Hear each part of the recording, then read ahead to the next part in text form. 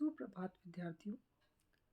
मैं राजेश्वरी विजय, कौटिल्य महिला शिक्षक प्रशिक्षण महाविद्यालय नया गांव कोटा से हिंदी साहित्य की बीए बीएड प्रथम वर्ष की कक्षा में छात्र अध्यापिकाओं आपका स्वागत करती हूँ। आज हम हिंदी साहित्य में जो हमारी कहानी विधा है उस कहानी के प्रमुख तत्वों का अध्ययन करेंगे। कोई भी कहानी होती है उसके प्रमुख 6 तत्व होते हैं। इन 6 तत्वों को हम एक एक करके आरंभ से पढ़ेंगे।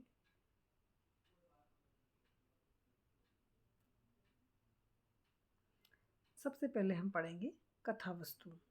कथा वस्तु या कथानक एक ही चीज़ है। इसका मतलब है कहानी कि कहानी की मुख्य वस्तु क्या है, किसके बारे में कहानी लिखी गई है। वह घटना या किसी विषय जिस पर कहानी का ढांचा निर्मित होता है कथा वस्तु कहलाती है। कथा वस्तु का चयन कहानीकार मानव जीवन के किसी भी पक्ष से कर सकता है। वह कथानक को संभाव्य और रोचक बनाने के लिए अपनी मौलिक दृष्टि उसे प्रदान करता है तथा सारे कथानक को ऐसे व्यवस्थित और सुगठित रूप देता है कि पाठकों को वह रोचक लगे। देखिए बच्चों, कहानी जो होती है वह बहुत मजबूत पक्ष में रखी जाती है ताकि वह पढ़ने वाले पाठक को बांध के रख सके। इसीलिए प्रथम तत्व हमारा कथा वस्तु होता है। इसे भी 4 भागों में बांटा गया है। पहला इसका भाग जो कहलाता है वो होता है आरंभ। फिर धीरे धीरे कहानी का विकास होता है और फिर वो अपनी चरम सीमा पे पहुंचती है और सबसे जो अंतिम भाग होता है वो होता है इसका अंत, जिसे अंग्रेजी में क्लाइमेक्स कहा जाता है। ये था हमारी कहानी का पहला तत्व। अब हमारी कहानी का दूसरा तत्व है पटकथा या चरित्र चित्रण।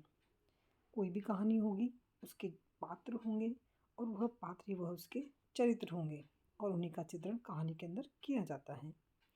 किसी भी कहानी में लेखक की दृष्टि से प्रमुख पात्रों की चरित्र पर रहती है, इसलिए कहानी का विषय इसका मुख्य पात्र होता है और इस मुख्य पात्र का विकास अन्य पात्रों के चरित्रों के विकास के सहारे होता है। जो भी पात्र कहानी में आते हैं उनके व्यक्तित्व की पूरी गरिमा के साथ प्रस्तुतिकरण किया जाना और उनकी भावनाओं को पूरी तरह से अभिव्यक्ति मिलना कहानी की प्रथम आवश्यकता होती है। इन पात्रों को ही चरित्र कहा जाता है। ये पात्र ही होते हैं जो कहानी को आगे बढ़ाते हैं। ये था हमारा कहानी का दूसरा महत्वपूर्ण तत्व। अब हम तीसरे महत्वपूर्ण तत्व की ओर देखते हैं, वह है संवाद। संवाद को ही कथोपकथन कहा जाता है, अर्थात डायलॉग्स। जो भी हम एक दूसरे से संवाद करते हैं, जो भी हम कथा वचन एक दूसरे से कहते हैं, वह सब हमारे कथोपकथन कहलाते हैं। कहानी में पात्रों के वार्तालाप ही संवाद या कथन कहलाते हैं। हम ऐसे भी कह सकते हैं। यह संवाद कहानी के पात्रों को सजीव तो बनाते ही हैं, साथ ही साथ इनकी वर्णनात्मकता की एक रस्ता को तोड़कर कहानी को प्रभावशाली बनाते हैं। बच्चों, कहने का तात्पर्य यह है कि जब एक ही वर्णन चलता रहता है तो उससे छात्र ऊब जाते हैं। तो उस एक रास्ता को तोड़ने के लिए और उसे प्रभावशाली बनाने के लिए बीच बीच में हमारे संवाद चला दिए जाते हैं। जो हमारे चरित्र चित्रण होते हैं, अर्थात जो हमारे पात्र होते हैं, जो आपस में एक दूसरे से बात करते हैं, जो भी बातचीत होती है वही संवाद कहलाती है। कहानी में संवाद ही कथानक को गति प्रदान करते हैं। जब तक संवाद नहीं होंगे कहानी को आगे गति नहीं मिलेगी। जब तक पात्र एक दूसरे से बातचीत नहीं करेंगे कहानी आगे नहीं बढ़ेगी। तो कहानी को आगे बढ़ाने के लिए संवाद अत्यंत आवश्यक तत्व है। पात्रों का चरित्र चित्रण भी संवाद ही करते हैं और उन्हें स्वाभाविकता भी यह संवाद ही प्रदान करते हैं। कहानी के संवाद स्पष्ट होने चाहिए और प्रभावशाली होने चाहिए।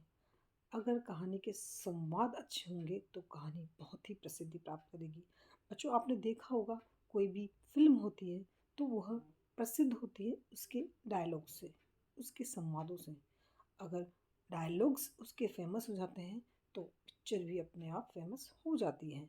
ठीक वही दशा हमारी कहानी की है। अगर हमारी कहानी के संवाद मजबूत होते हैं तो हमारी कहानी प्रसिद्धि के स्तर पर तुरंत पहुंच जाती है। इस प्रकार हमने कहानी का संवाद नामक तत्व भी बहुत अच्छे से पढ़ा और समझा। अब हम अगले की तरफ चलेंगे। अगला तत्व है देशकाल या वातावरण। अत्यंत अत्यंत महत्वपूर्ण। आप जब भी कोई कहानी पढ़ते हैं तो उसमें बताया जाता है कि फला फला जगह पर फला फला समय पर यह चरित्र चित्रण वहाँ पर किया गया। अर्थात जब कोई कहानी लिखी जाती है तो उसके पात्र बताया जाता है कि वह कहाँ का है, किस देश का है, किस स्थान का है। वही उसका देशकाल वातावरण होता है छात्रों। वातावरण का अर्थ है उन सभी परिस्थितियों का चित्रण करना जिसमें कहानी की घटनाएं घटित हो रही हैं तथा जिसमें कहानी के पात्र सांस ले रहे हैं, जिसमें वो जीवित हैं, जिसमें वो चल रहे हैं। छात्रों के चारों ओर जो वातावरण होता है वह किसी भी कहानी की विश्वसनीयता प्रदान करता है। अगर कहानी में हमें विश्वसनीयता लानी है कि यह कहानी वास्तविक है तो हमें बताना होगा कि हमने जो ये कहानी का चरित्र चित्रण किया है वो किस स्थान से संबंध रखता है, किस वातावरण से संबंधित है। तभी उसमें विश्वसनीयता और वास्तविकता दोनों का समावेश हो पाएगा। आधुनिक कहानी में पूरे सामाजिक परिवेश को उभारना सबसे बड़ी महत्वपूर्ण चुनौती होती है, क्योंकि पात्र और परिवेश आपस में अविभाज्य रूप से एक दूसरे से जुड़े हुए होते हैं और यह जुड़ाव ही होता है जो उसकी जीवन की वास्तविकता को उस कहानी में दर्शाता है। तो यह भी एक महत्वपूर्ण कारक है हमारी कहानी का। अगला कहानी का महत्वपूर्ण कारक है उसकी भाषा शैली। जो भी कहानी होगी उसकी अपनी एक भाषा होती है। ज़रूरी नहीं है सभी कहानियाँ हिंदी में हों। अनेक सारी भाषाएं हमारे देश में बोली जाती हैं। सभी भाषाओं में अलग अलग शैलियों में कहानियाँ लिखी जाती हैं। कहानी की शैली अलग होती है और भाषा अलग होती है। हर भाषा की अपनी अलग अलग शैलियाँ होती हैं। जैसे हमारे हिंदी में कई सारी शैलियाँ हैं, तो जब हम कहानी पढ़ते हैं तो उसकी भाषा के साथ उसकी शैली पर भी थोड़ा सा हम ध्यान ज़रूर दें। कहानीकार की सफलता इसी पर निर्भर करती है कि कहानी को इस प्रकार प्रस्तुत किया जाए कि पाठक पर उसका अपेक्षित प्रभाव पड़े। अपेक्षित प्रभाव का तात्पर्य यह है कि कहानी जो चाहती है, जो अपेक्षा करती है, जो संदेश देती है, जो कहानी का मूल भाव होता है, उसका उस पर पढ़ने वाले पर पूरा प्रभाव पड़े। यह इस कहानी का मूल उद्देश्य होता है और इसके लिए आवश्यक है कि कहानी की भाषा कैसी हो, सरल हो, स्पष्ट हो और प्रभावशाली हो। तभी तो वो पढ़ने वाला पाठक उसे तुरंत समझ पाएगा एवं पात्रों के अनुकूल हो। कहानी की भाषा जो शैली है वह कई प्रकार की हो सकती है। हिंदी कहानी शैली की बात करें तो वहाँ पर ये शैलियाँ बताई गई हैं, 2-4 शैलियाँ बताई गई हैं जो मुख्य रूप से होती हैं। देखिए यहाँ पर वर्णन किया गया है वर्णन प्रधान शैली का, आत्मकथा शैली का, पत्रात्मक शैली का और डायरी शैली का। ये सभी शैलियाँ अलग अलग हैं।